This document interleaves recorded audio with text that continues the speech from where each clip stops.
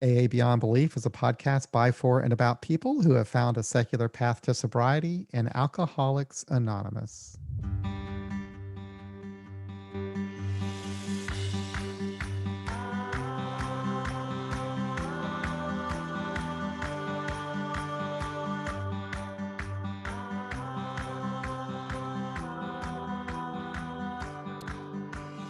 Hello and welcome back to another episode of our Sober Distancing series here on AA Beyond Belief. Every Friday, Angela and I get together for a live stream on YouTube, and we discuss a topic that might be of interest to secular people in recovery in Alcoholics Anonymous. And we put out a post on our Facebook page this week asking for ideas for various topics, and somebody put out emotional sobriety, and we thought that would be interesting. So that is the topic of the day. We can talk about emotional sobriety, Angela, and take calls and comments through the chat room. So what do you think about that, Angela? I think that it sounds pretty good. So I think it'll be fun, and I'm hoping that we get a few callers because I'd like to hear what people have to say about it. Yeah. So I did a little bit of research for this one, and sometimes when I do a lot of research, I put so much information in my head it causes a problem. But I read what I thought was the origination of the term emotional sobriety, and I think it is, and it was taken from a letter that Bill Wilson wrote in 1958 to a friend. And at the time, Bill Wilson was sober for 20 years and was suffering depression terribly. Mm-hmm. And he was frustrated that all of his work in Alcoholics Anonymous with the fellowship and even the steps and so forth didn't do a lot to relieve his depression. So he started thinking about, what might be causing this. And he wrote his friend who was suffering the same problem with depression. And Bill came to the conclusion that he thought that his depression was the result of unhealthy dependencies that he was placing on people and circumstances for his own sense of self-esteem. So he came up with this idea of emotional sobriety, which was a way of dealing with these unhealthy dependencies on people rather than, through, originally our unhealthy dependence upon alcohol. He was looking at unhealthy dependence upon people for emotional sobriety. So it's kind of interesting. Yeah. You said that you had listened to, somebody kind of translated, and that was different than the original letter. Yeah. Bill's letter, and I'll post a copy of it with the podcast, but it's written in his vernacular, which is really odd. He's a guy that was born in the 1800s, and right. So the way that he words things is a little bit different. It's just like reading the big book. But anyway, he wrote this letter, and when I read his letter, I really had kind of a difficult time relating to it. But Alan Berger, who is a psychologist, and he's written some books like 12 Stupid Things That Hurt Your Sobriety or something like that. Anyway, he's written a lot of books, and he did a really good job. He put together a series of talks that specifically breaks down Bill Wilson's letter. And I learned a lot from that, which I found interesting. I can't believe this, but we already have a caller. Should we take this call, Angela? Sure. Maybe they know more than we do. Yeah. See what's going on here. Hey, how you doing? Hey, good. How are you guys? All right. Who is this? Great. I'm Andy. I'm calling you guys from Austin, Texas. Hey, Andy. And I've listened to your show a few times. Hey, Angela. Hey, John. Listened to your show a few times. I really, really enjoyed it. And I don't know that I have a whole lot to add to this, but I thought I'd call in anyway and give you guys some support. This term, this particular thing of emotional sobriety, and what is it? To me, it's kind of a fluffy thing, maybe. Mm-hmm. Mm-hmm. That we talk about. Physical sobriety is pretty cut, clean, right? You know what that is. It's either there or it's not. Right. And we, get these little medallions for, various times of physical sobriety, but nobody gets any medallions for periods of emotional sobriety, right? Because they might be it might be a little harder to attain. You know, you Yeah. have to keep giving Right. back. Yeah, at least I find that, you know, it could be an up and down road for Yeah. me. I sometimes fight depression and those things, and you know, that can certainly screw with my emotional sobriety. So interested in, you know, kind of a little bit about the tools, you know, perhaps we use to, you know, feel emotionally sober, or what I would call grounded, I guess would be the best term that I'd probably use for emotional sobriety. And I know when I feel that, right? And I know when I don't feel that, but I don't always know why I'm one way or the other. So if you guys have any insight into that from your experience, that'd be, you know, pretty helpful for me. Okay. I just know it's one of these things that, you know, I have emotional sobriety, then I don't, and I'm not always, you know, completely clear on why it comes and goes. And maybe it's just part of life, you know. Well, Angela and I were Well, talking just before we got on, and you know, she mentioned, and I kind of agree with her. She said that she thinks that emotional sobriety, she just sees it as the program, basically. Isn't that right, Angela? That you just saw that as well, kind of just recovery in general? yeah, it's just recovery. I mean, it's Yeah. what we do after we do the steps. You know, because in the steps we learn about ourselves and truly get honest about, you know, how we think about things and the messages we got, all of that kind of stuff. And so this is, in my mind, just the applying that to our lives, you know, on a daily basis. You know, one of the quotes that I heard was reading in Joe's book, the AA Beyond Belief. He said, let's see, the beginning of self-knowledge, recognizing that your motives are the same as other people's, and that's from Mason Cooley. And what he was talking about there is, you know, our continuing to seek approval from other people and want to control and want to not be controlled and all of that. And so for me, I think, you know, or when I'm thinking of emotional sobriety, I'm thinking of, you know, how well we're doing in our self-regulation of stuff. And you know, like you said, that can vary. Sometimes we do well at it, and sometimes it's not as easy, and we have other things to play in our life. Sometimes it's depression or anxiety, or, you know, I don't know, the occasional pandemic, and yeah, and so Right. to me, I think that it's pretty much, you know, the same thing as, you know, as recovery. So, but I really like what you said about how it's easier to, you know, say what sobriety is, physical sobriety, because, you know, you either are drinking or you're not. But with emotional sobriety, that's Yeah. much more difficult. Although I do have an idea now for, you know, an entrepreneurship of making emotional sobriety coins, and There you I'll go. let you guys know on that. Well, I like that.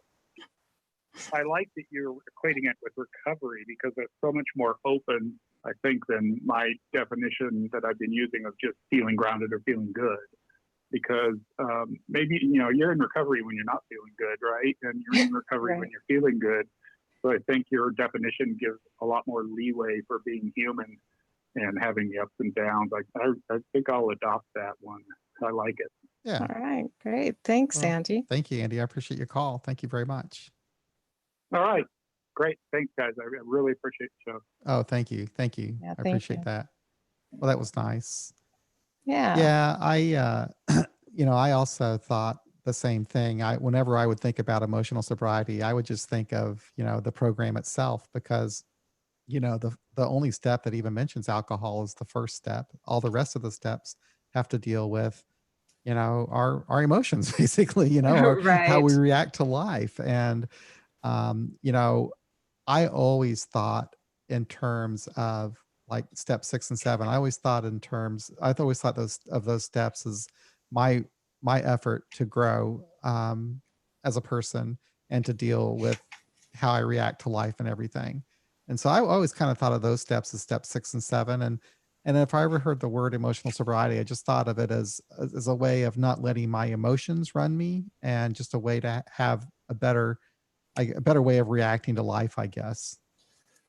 Right. Yeah, no, I agree. And, in the alternative 12 steps, a secular guide to recovery, I like it in well, one, the majority of the book is about, emotional recovery. So one person that I've been going through it with in the last year, she has more sober time than I do.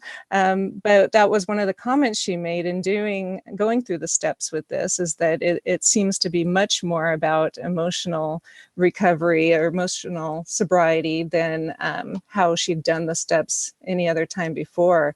And particularly, the suggestions from probably step 8 through 11 in this book have a lot of things that are really trying to get you to look at how you're thinking about things, and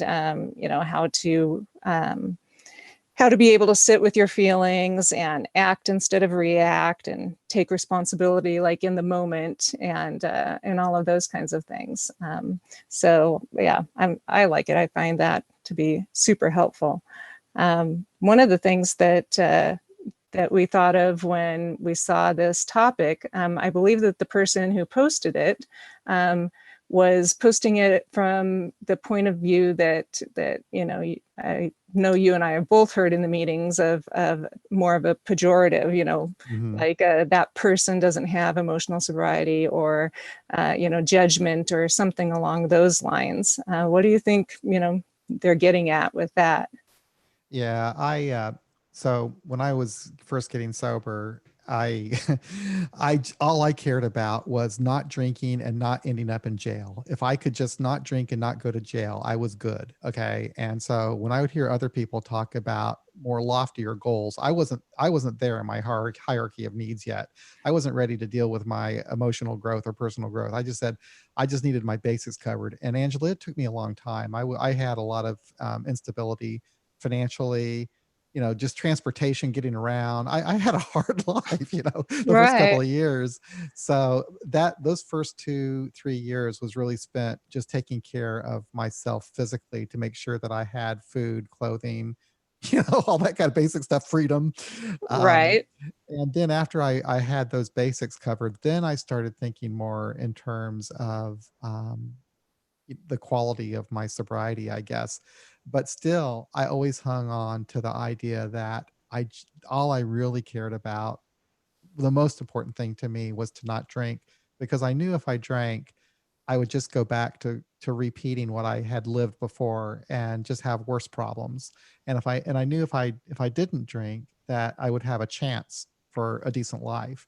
And I did see my life getting better, by not drinking, and gradually and Right. surely it did get better. So, yeah, when I would hear that early on, I thought it was hard for me to relate to, but later I could relate to it, and I understood the whole idea of just working on myself, self improvement, and dealing with my emotions and reactions to life a little bit better. Yeah.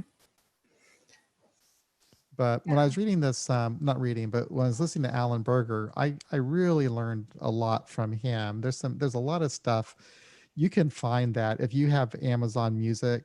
It's for free. It's called anyway. It's Alan Berger. I'll post what it is, but he goes through this series of talks about Bill's letter about emotional sobriety, and he basically came to the conclusion that what we need to do is we need to examine what it is about us that causes us to create this faulty self. So in other words, he says that, we're born with this idea that by the true person that we are isn't good enough to be loved and accepted by others. So we create this false identity, this ideal person that we should be, to get the love and acceptance that we want. And that person is almost impossible to be. And the whole idea Right. of emotional sobriety is to become your own person. And he really went into some interesting detail about all of that, which I found really fascinating. Yeah. Well, it's kind of interesting then that, if that's the background of it, what, I've heard at times in the rooms when somebody is, talking about emotional sobriety, or judging somebody else, that they're often uh, I guess, judging them or saying it because the person is not optimistic or, Right. doesn't seem to be, super happy or Right. all of those things positive, that if you're in emotional sobriety, then you're supposed to be happy, joyous, and free all the time. And when some who have any amount of sober time display some of that stuff, sometimes it's taken as that they need to work on their emotional sobriety. Yeah. So, and to me, it's also the same as when somebody, is referred to as dry, or something along those lines. I'm like, if the person doesn't drink, then, they're sober, Yeah. so the quality is different in all of us. Yeah.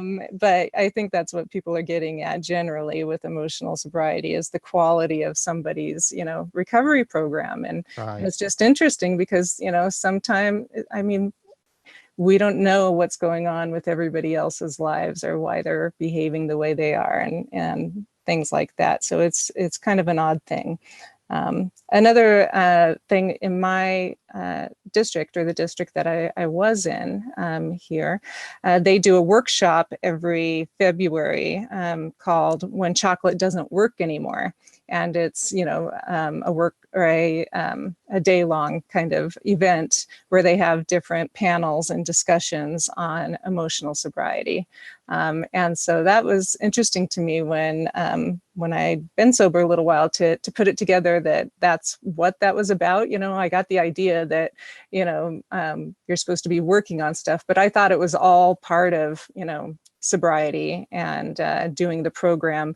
I didn't know that they had, a separate kind of idea for what emotional sobriety was.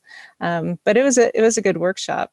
They do stuff like fourth step, little journaling things where you get to work on, a couple of items that maybe you hadn't been looking at or felt some resentment for, and then expanded on that and how different people did that in a shorter period of time. So in little snippets. So that was kind of cool. But Yeah. And, when you were talking about how people will would look at someone in a meeting and think that they weren't, that they weren't happy or like other people could be. Something that I picked up from Alan Berger is that there's an idea of differentiation. I'm not pronouncing that right. Differentiation. I didn't know I couldn't pronounce that word. Anyway, the whole idea of that is he used the example of a cell. So a cell is undifferentiated, and when a cell is undifferentiated, what it will do is it will take on the qualities of other cells that it's around. So like if it's undifferentiated and it's around these cells that are going to make an ear, then it will make an ear. But once the cell becomes differentiated, it has its own DNA and it will only do what it's supposed to do. And right. so the whole idea is that people should be individuals. So I think what happened to me is I was undifferentiated when I got into AA, and I was influenced by my environment. So I was like a cell that took on the qualities of all the other cells in that meeting room. And Mm-hmm. so I kind of lost myself. I was actually, my emotional sobriety was being impacted because there was this pressure that's put on me, but maybe unknowingly, of I don't want to be that guy that everyone else is judging as having a poor quality of sobriety because I'm not happy or whatever. You know what I'm saying? Right. When in Right. truth, if I could just differentiate myself from the rest of the room and just be true to however I was feeling at the time, that is actually more emotionally sober because I'm at least connecting to whatever I am feeling and not trying to be, conform myself to whatever the group was. I just found that whole idea really interesting because that's Yeah. just something I kind of discovered about myself just, in the last year or so. Right. Yeah. No, it makes sense to me. Yeah, and you've heard too about people talking about how in meetings how they grew up. They talk about sobriety as kind of growing up, like they never grew up. That like people would say that they were stuck like if they started drinking when they were 12, that they were always like a 12-year-old. Have you ever heard Right. that? Yes, I think so. So some people think about emotional sobriety as just kind of growing up. Yeah. Well, and a lot of it is maturing just in general, the natural process, hopefully, of maturing as well. Yeah, I was thinking about something on the group part that you said. What was it?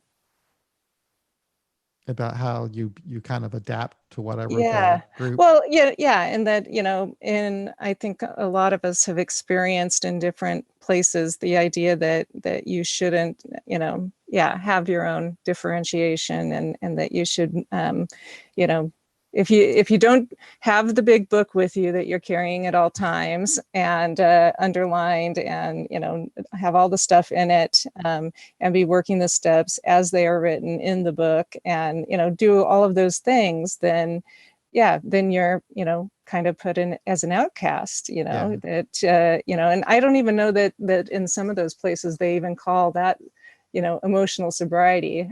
We might be in a highfalutin subject right now, so for some people. But yeah, the judgment in there, and the being able to get to a point where you can sit with your own feelings and your own ideas, and do that within the group. I think that's some pretty cool emotional sobriety, and some good recovery right there. But it's not easy to do. No.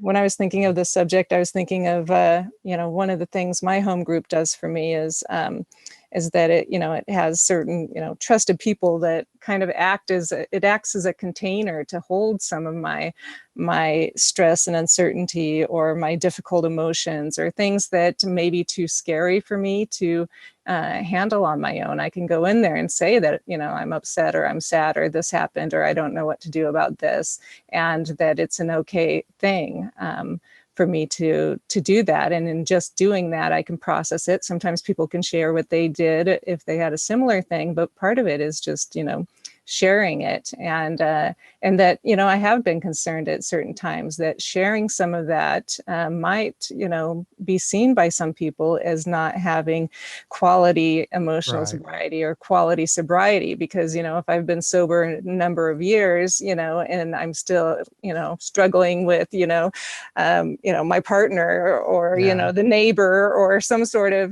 thing like that, then what does that mean? And so it is something that that I have been concerned about before, but I've thought about that too. Because ultimately I decided that I just, that I needed to process it, and that, me too. and that it's okay. Yeah. You know what? I have always talked about whatever was bothering me in meetings. If I was having a problem in my life, I would bring it up. I'd talk about how I felt about it, what was going on with me. And if you heard me, you'd probably think my life is a mess. But that was how I would kind of get myself on track. That was what was helping me. So sometimes if you hear somebody talking about, honestly about themselves, and that maybe that they're a little confused, or they're afraid, or whatever, it's not that the person doesn't have their act together. It's that the person's getting their act together. It's they're doing what they're supposed to be doing. Right. Yeah. That's someone actually to emulate. It's not someone to cast aside as an unhealthy person, I don't think necessarily. Right. Yeah. I mean, first you have to do their inventory, and then you can cast them aside if, that's necessary. I'll tell you something else that was interesting. This whole idea of dependence, the emotional sobriety being this whole idea that you don't want to be dependent upon someone else to make you feel okay. And Bill Wilson looked at AA itself as a dependency that he needed to cut off. And that was a real interesting thing to read, that Bill Wilson he realized that he needed to be independent, not dependent. So it's like Alan Berger says, you don't want to trade an unhealthy dependency for a healthy dependency. The whole idea is to be independent. Yes, I agree. And I think we've talked about that a little bit in this sober distancing podcast thus far, so I won't go into it Yeah. anymore. But it is a big topic for me right now, the idea of, of over dependence on certain things within the AA structure or dogma or whatever, and how that can be, damaging to people, and it's something that it's interesting because I can't talk about it with everybody, because there are some people, that it steps on what's important to them, and so I feel like in my life, part of my differentiation or individuation or whatever it is that I can hold in one hand the AA's faults and their dogma and the ways that they actually harm people and the ways that, that it falls short on a lot of different things. But I can also still, work within it and help people and be a voice of, secularism, and show people that they can, get sober, which is the first thing, and then, move on to recovery and have a better life. But I can hold both of those different ideas at the same time. And to me, that's a big part of what this whole thing is about, is that I'm not attached to either of those ideas. And so, it's getting away from black or white thinking. Right. And living in the gray area, I guess. There's 26 people in the chat room. Unbelievable. And a couple of comments I can read. Bill Harris writes, emotional sobriety was the beginning of serenity for me. Stuff happens, but I began to be able to react calmly to adversity, is how he sees it. Nice. And then Bubbles Blonde, I think, is that says emotions, feelings, ick. The two worst words in the dictionary. I've often heard that one's emotional growth is linked to the age one became addicted to alcohol. Yeah, I've heard that. And I sort of think that emotional sobriety is sort of wave-like, hence calling the top or peak of the wave a high-quality serenity. The valley of the wave would be realizing that one's sobriety could be jeopardized by the low points and taking action. Oh, that's really good. Yeah, that's interesting. Yeah, with the age thing, that's a difficult one too, at least for me. I think it's a personal thing, because when I started drinking alcoholically, I was later in my 20s. And when I stopped, I was in, my 30s. And so I don't believe that I was behaving like a proper 20 something, in my 20s when I was drinking alcoholically. I was probably behaving like, a 14-year-old. So, I don't know how much credence I give to that idea. I can see where it came from and how it might be helpful for some people, as far as processing, what they need to do or what their next stages of development are.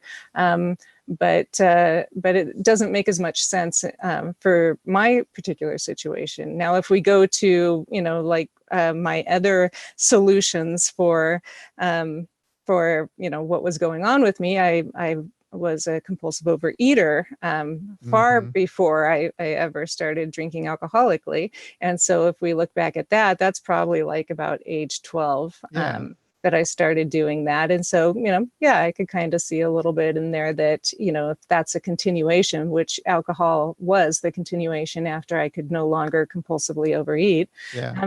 But, again, it could also, be even sooner than that with, developmental trauma and stuff. So it's an interesting idea, but, I don't know. Well, like everything in AA and recovery and stuff, it can be different for different people. And so, and my drinking was bad. I started drinking young, but it was really bad in my early 20s. My early to mid 20s was the worst of my drinking, which was really a relatively short period of time. But that was also a period of time when I should have been learning how to be a responsible adult, which I guess my drinking diverted me. We got another caller. Let's see, take this call. Great. I love to get these calls. How you doing?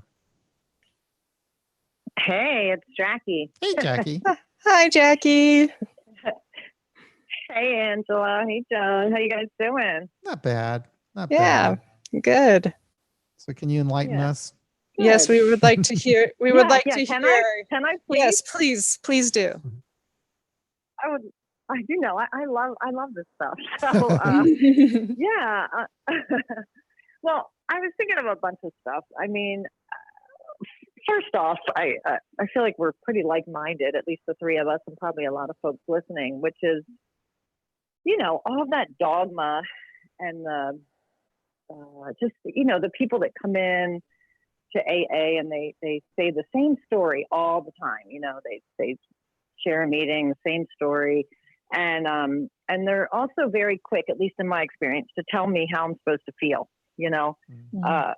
I remember going to a meeting a couple days after my mom had passed away, and some stranger I'd never met before trying to tell me that I should just, pray to God to take this pain away, which I thought was so dumb, right? Like, I feel like we should grieve when people die. But so I think that's what some people think emotional sobriety is, right? And I think you guys have been alluding to this, right? That I should just be okay when people I love die, or if I lose a job, or there's a pandemic, or whatever, right? And it's interesting because I feel like like many of us, I was so desperate, and when I got sober, and just was willing to stand on my head if you told me to, anything to feel better.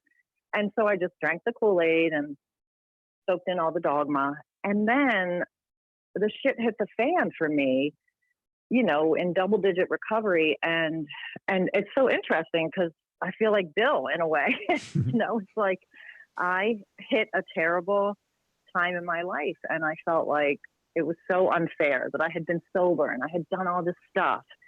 And for me, what happened was actually that's when I realized I didn't think there was a God. Well, for me, I know there was no God now, but which was really interesting.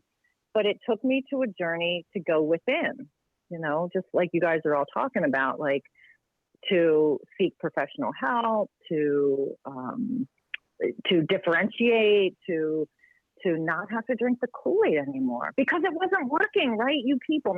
Those people told me, like, oh, just do this and you'll be happy, joyous, and free. And it didn't work, it didn't work. And so, so I'm grateful because it did take me on a whole other path, almost like I want a second sobriety date, because although it was really hellish and painful, it took me to a place where I'm not happy. I can be, I guess, happy, but I'm content. I'm just okay most days. And so I guess the word I was thinking when I was listening to you guys, trying to figure out if I should call or not, was balance, right? Not that I have achieved it, but it's in the striving for the balance. Do you know what I mean? Yeah. Like, because I don't think I'll ever get it. But it is like not being pulled to those extremes. Right. Yeah. Yeah. And then not beating yourself up when you're, not on the higher road and feeling great and wonderful and all of that, just being like, oh, I'm working towards balance, and today it's, not that great. So, we'll try again later or tomorrow or something like that. Alan Berger said in one of his tapes on this, he said that in line to what Jackie is saying, it's not necessarily about, suppressing or controlling emotions, but it's just basically coping with life on life's terms. So that if you have a death in the family, you recognize that fact. And he was talking about, he was using for an example, Viktor Frankl's book, Man's Search for Meaning. And so Viktor Frankl was looking at people in Auschwitz and he was looking at those who did better from a psychological standpoint. And what he found was the people who let go of the idea that people care did better. So in other words, you're in this concentration camp and you have this idea that you're raised with that people care about each other, but the Nazis don't care about you. They don't care about you. And if you think that if you think that they care about you, and if you're looking for something from them, you're not going to do very well psychologically. But the people who realize the truth that the Nazis don't care about them, those people don't care about them, but they found their own value from within, they dealt with the reality that they were in. So in other words, they said the Nazis don't care about me, but I care about me, and I'm going to keep myself going. So it's just kind of, it's kind of a dramatic way of looking at it, but it's just I think their emotional sobriety was just recognizing the fact, the situation that they were dealing in, and not looking for, just the reality of the situation, I guess, and dealing. Yeah. Oh, that makes sense to me. Absolutely. Bingo. Yeah. Reality is something that I think we were all either avoiding in our using and stuff. But the thing that's, quite difficult for us, that's why we have all of the stuff written about acceptance and surrender and, blah, blah, blah, and looking at our own stuff and sorting all of that out is so that we can, deal with reality and live in reality. And it's, reality isn't always fun. So yeah, interesting. And if I'll offer when I first got, go ahead, Jackie. Go ahead. When I I first got sober, I had a shirt that said "Reality, what a concept." Yeah. Right, because it was so elusive to me. But even, you guys both know that I'm really into this mindfulness stuff, and to me, that too has grounded me in emotional sobriety. The ability to sit still, with myself, with not a lot of distractions except for this monkey mind of mine. And just sit through stuff, absolutely. Acceptance, mindfulness, whatever you want to call it. But you just can't change reality. You just can't. and I just think for a long time, I thought I could, And I can't. Yeah. So, and also I want to tell you guys, I have 2 books sitting here. They're both called Emotional Sobriety. Oh. One is called because I'm crazy with the book buying. One's called Emotional Sobriety 2, The Next Frontier. It's from the Grapevine. Ooh. But I think, John, that it has Bill W.'s letter in the front that you keep alluding to. Yeah, yeah, it does. The Next Frontier, Emotional Sobriety. Yeah, it's pretty interesting. And then it has just a bunch of stories of, from AA people talking about it. But then the other one is actually by, I think, like a therapist or something. It's called Emotional Sobriety, From Relationship Trauma to Resilience and Balance. So yeah, there's all kinds of literature out there for this stuff. Yeah, Angela, I'll send you a copy of that. If you could just send me a copy of your entire library, that'd be great. I would love that. Yeah. Wait, and vice versa, please. Anyway, guys, I have to tell you, every week I have to sit here and say, don't call in. You can't call in every week. So I'm trying to be good. I just really like you guys and love what you're doing. And so but I try to pause and well, I love it when you call. We need callers. It helps keep us going. That's great. Well, I love this stuff and really like what you guys do. Appreciate everything you do. And just gonna, if you need me to call back, just text me. Okay. Just kidding. Yeah. I'll talk to you all later. All right. Take care. Thank you, Jackie. Well. Thank you very much. Bye. Bye. You're welcome. Well, that's cool. Yeah, Jackie's great. So yeah, I mean, if people decide that they don't want to call in, we can actually just call Jackie. Right, we could. We'll be like, Jackie, what do you think about this subject? Yeah, we could. It's so like she's that one show. Great. You'd call with you call the phone a friend. Call a friend. Yeah, phone a friend. Phone a friend. Yeah. Like, oh, nobody's calling in. No one likes the subject. Yeah. I'll phone a friend. Jackie. Yeah. But when I also this whole thing about emotional sobriety, and Jackie was saying that there's books out there about it. Alan Berger kind of thought it through too. He actually came up with a way for inventorying your emotional sobriety. And so what he would do, he would say that pretty much like you do your inventory in the big book where you have these columns. And your first column would be you write down whatever an upsetting event is. So the example he used is this guy who was struggling with his sobriety and would always relapse, and it was causing problems in his marriage, and his wife could never trust him and was getting tired of his continuing relapses. So anyway, he comes back from a meeting after he got his 6-month chip, and he was so happy about it, and he was disappointed when his wife wasn't. So this was his Right. upsetting event. His wife, he wasn't getting the validation from his wife. His wife wasn't happy about this. So the second column is to look at what your unhealthy dependence is. And in his case, his unhealthy dependence was trying to get that validation from his wife, Right. you know. And then you look at the demand in the third column, and his demand was that his wife be excited and happy about his 6-month chip. Right. Right. So then you look at what do you do instead? Or what did you do? And in this particular case, the guy was upset with what his wife did, so he just withdrew and started feeling bad about himself. And so that was how he reacted. But what he needed to do, and this is the fifth column, what he needed to do to stay centered was to understand that his sobriety was for him, and he needed to feel good about it. It didn't matter what his wife felt about his 6-month chip. He needed to feel good about it for his own sense of self-worth, I guess. Right. Oh, that's great. I love that.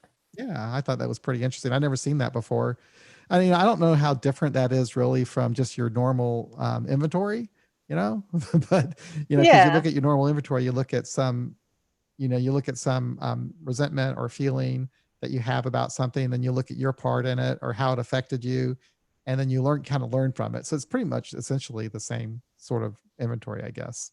Right. But if you frame it a different way or use different columns, then it seems a lot more exciting to Yeah, the that's true rest of too. us who've been sober Yeah, yeah, for a little while. Are like, all right, a new inventory. Let's go.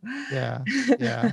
But it did get me to think because here I am. I feel like I've done a lot of work on myself. I guess Mhm. I do my best, but yeah, there are times when I probably still am looking for validation from other people, wanting other people to like me and so forth. And I think it would be probably a good idea for me to stop and do an inventory like this. If I'm upset about an interaction that I have with somebody, to stop and think about, what is it? What is it about me that I'm so upset about? And just, yeah.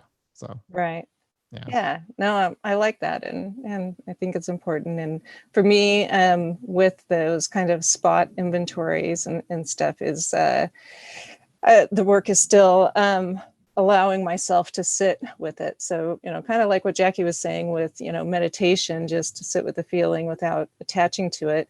I think with this type of stuff, I have been working on sitting with the feeling and just recognizing that I'm resentful towards whatever it is, and that that kind of sucks, and I have anger, and I have this and that and the other, and that if I share it with people, or I write on it, or go to a therapist, that usually it resolves itself, or the strong feeling that I'm finding unpleasant will eventually pass.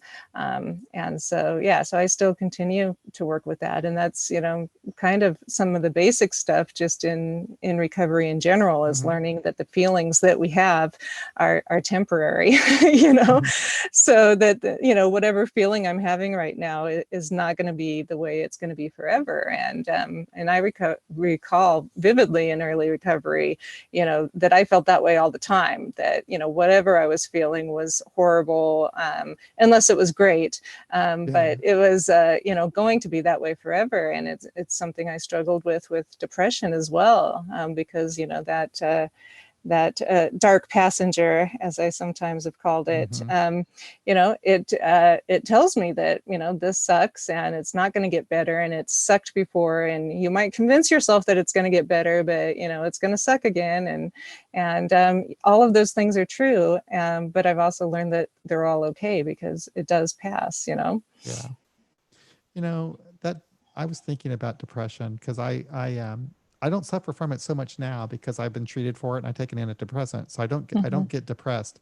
But during that period of time when I was suffering from depression, that seemed to be the time when I was really motivated to try to find a way to get out of it, I guess.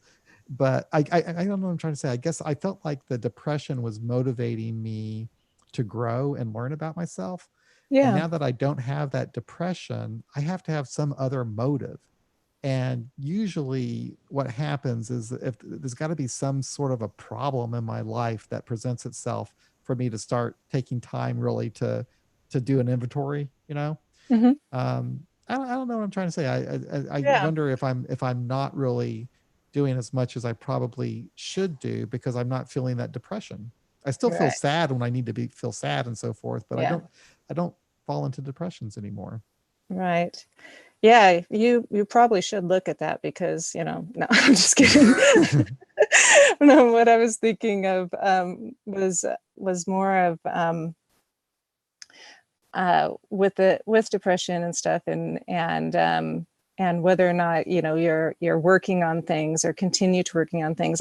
What my sponsor had told me a long time ago, that our minds are problem-solving machines, and that one of the problems that that I could work on was solving for happiness, or solving for serenity, and that if I worked on those things, it gave my mind something to do. So yeah, so I agree. I don't think that it's necessarily depression that you have to have something like Right. that to be continuing to grow, or that you have to be in active addiction, or any of those things. I think that it's our minds are problem solving machines, and if we're bored or don't have something, it'll create a problem Right. for us to solve. And so, again, some of this emotional sobriety and recovery stuff is important to be able to recognize that as, what's going on, rather than attaching too much to whatever the problem is that we've created, because sometimes we can become extremely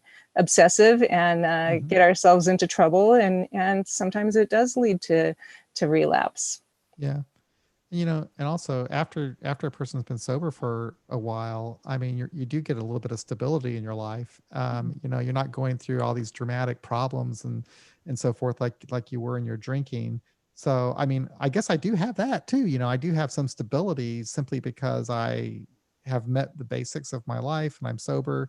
Mhm. So I've got that, and it's more difficult, I guess, to recognize when something is off now. And for me now, it's always related to work. It's some kind of work problem that makes Mm. me stop and think that, wow, there's something here I need to look at. But because otherwise, I feel like I'm okay for the most part. Yeah. Yeah, which is cool, I think. Yeah. Sometimes we don't talk about that either, that because it can be uncomfortable, particularly in the early years when you're feeling okay. Yeah. When you're not in some sort of dramatic thing, or a Right. dramatic relationship, or dramatic job situation, or Right. whatever it is, when it's like you realize that, oh wow, there's everything is okay for the moment. That can be Yeah. very unsettling. Yeah, it's weird. It's weird. So I swear to God, I thought during my early sobriety, like my first 10 years anyway, I thought that I needed to have that chaos. And because I would still have these problems, even after I stopped drinking, I would have these problems in life. And I thought I was self-sabotaging myself, but that really wasn't the case. I mean, I just had to deal with some stuff, I guess. I just had to learn from my mistakes in sobriety. Mary is writing. She says, "For me, emotional sobriety is about maturing and feeling comfortable in my own skin. Now in my mid 60s, I've never had more serenity. Thank God I no longer have the angst and stress I had in my 20s." She kind of describes what I just talked about for myself too. When I was in my yeah, 20s, I had all that angst and so forth, and not so much now. right. Yeah. Maybe it's just No, getting I totally older. get that. Yeah. Yeah. I look forward to having what Mary has. So, Yeah, yeah. yeah. If I'm lucky, then someday I might. Um, We have time if anybody wants to call. The number is 844-899-8278. So feel free to give us a call. yeah. Something that came up in my mind as we were talking about this is, so, when I got sober, there were, some people around my age that were getting sober as well. Yep. And so, and I think that for some people, it depends on when they get sober. Some people don't have like a little cohort or anything like that, so I think it's your location and age that might play into that. But one of the things that I noticed was that some of the people in the group were if they got into a relationship or they got into a situation and they weren't behaving, you know, the way that that a sober, you know, emotionally, you know, sober person should be acting, that sometimes that they would drink just so they could get a restart, you know, on, you know, their recovery. And they could say, hey, you know, I was doing this because I was on my way to a relapse. And so, you know, then that would excuse that behavior, and they would, you know, restart their recovery again because of that. And so that was something that you know, that I talked to my sponsor at that time about, and she gave me the you know, tool or the idea that I don't have to drink to restart, you know, my sobriety or my recovery or whatever it is that's going on with me, that I can just do it, you know, that I don't have to go to the extreme of, you know, messing up my life worse by drinking again, or, you know, doing some other substance to relieve my pain, that I could actually, you know, take some of these tools that I was starting to work with and use those and look at it again, you know, do an inventory, whatever it was that I needed to do. And that was helpful for me because, again, I saw it with quite a few people in my age group and my little cohort, that they were doing that. And some of them didn't make it back to recovery, at least as far as I'm aware. So yeah, that's my plug for this week, is that, you know, if you're struggling, you don't have to drink or, you know, use a substance to restart your time. You know, the time thing is, you know, whatever. That's another one that is difficult within the rooms, you know, because you know, it takes time to get time and all of that kind of stuff. But again, you know, it plays into emotional sobriety, and that not everybody who has a lot of time is, you know, behaving or the best role model for how to have a balanced life. Some of them are, and that, yeah, I think that for me, I'm more impressed with people who talk about, you know, their recovery time and stuff, because sometimes it takes people, you know, quite a few tries to get this thing going. And you know, if you do relapse, it doesn't mean that you didn't learn anything from the last time, you know, that you were in recovery and trying to work on things. So yeah, so I think that that's something to consider with emotional sobriety, is, you know, totally some of the language we use. And and you're smart not to put people on pedestals and assume just because they have so much time that they have their act together, because you're right, there are people who don't, and that's just something that we have to accept, and because that's the fact of our existence, our life. Not everybody, perhaps in an AA meeting, has our best interest at heart, you know, and that's something to be aware of. You know, there are predators in the rooms of Alcoholics Anonymous. That's something that, you know, it's a fact. We have to be aware of that and deal with it. And, you know, it's like, that's part of our emotional sobriety, is not needing the not needing to believe, I guess, that everybody is good, but you need to, you know, I guess it's important to trust people and so forth, but it's just to have that reality, I guess. Sense of reality. Yeah, nobody really talked to me about, you know, developing discernment early on in AA, and so that is something that that would have been helpful. Discernment is something that has grown in me, or that I've learned from being in recovery. And again, it's not all from AA. Sometimes it's from therapy. Sometimes it's from books and other things like that. But learning to be discerning of who you place your trust with. You know, learning to let people show you who they are. That's one of the things I got out of my first inventory, is that I didn't let people show me who they were. I you know, jumped into friendships or relationships or whatever it was, and then I made up my own idea of who the person was, you know, and then they, you know, usually didn't turn out to be what I had made up. They, for some reason had their own ideas about who they were. And and that, for me in friendship, it's important to, to give a little to start a friendship, but also, let people show me who they are, because, eventually they will. Yeah. Just as people get to know me, they'll see who I truly am.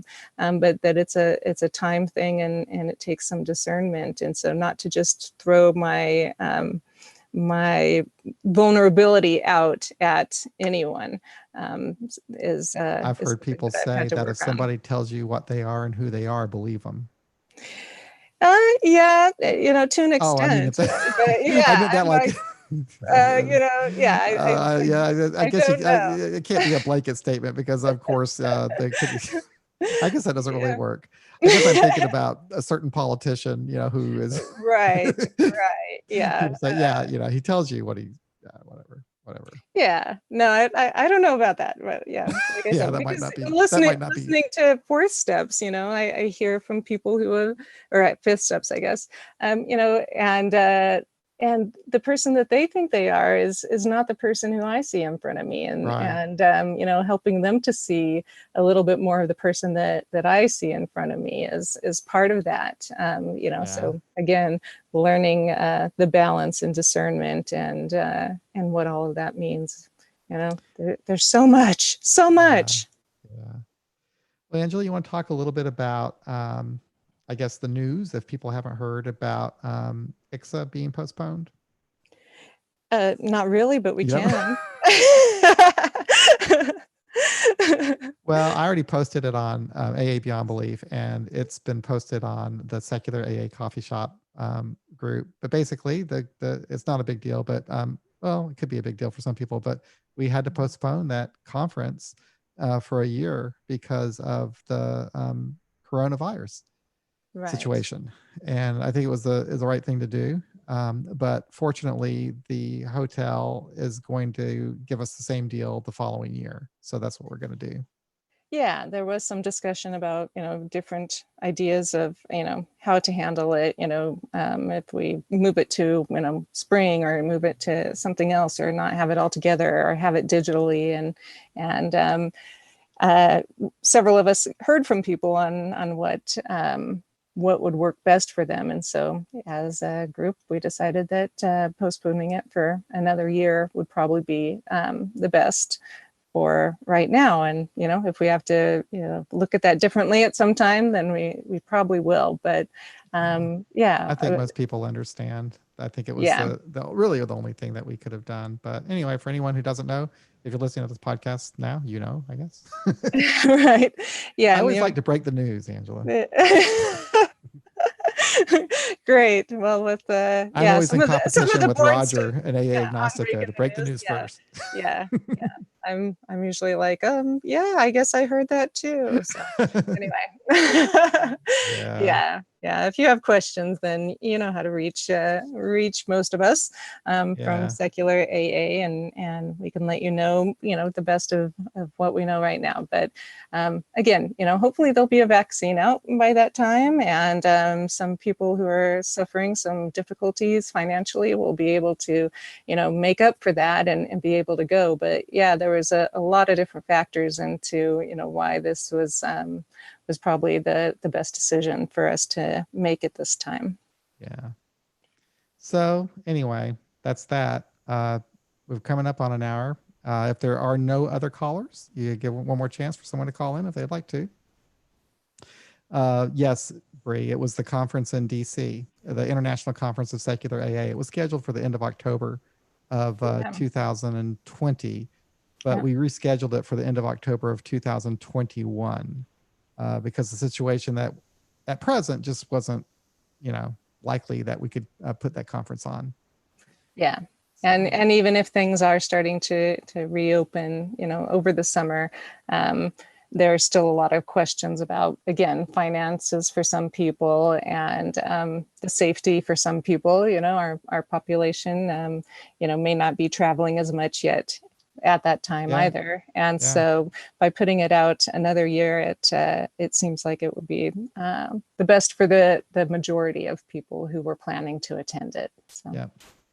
Well, I enjoyed this discussion about emotional sobriety. I actually learned a lot preparing for this. It gave me an opportunity to stop and think about it. And, I might take away some of what I read and maybe start putting it into use. I think it's all about just learning to cope with life, on life's terms.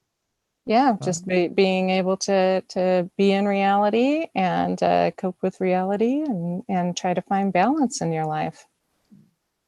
So I will go ahead and close us on out. Thank you, everybody, for hanging out with us in the chat room. And thank you for all the people in the future who will be listening to the podcast as it airs on Apple. It's always a lot of fun to do this, and I appreciate you all giving us the opportunity. So that's it. That's another episode of AA Beyond Belief. We'll be back again with another episode every Friday. We will be posting these live YouTube streams. And I actually have some other episodes that I'll be posting that were recorded in the past. I've got one coming out this Sunday. So we'll be posting on Friday and Sunday new episodes of the podcast.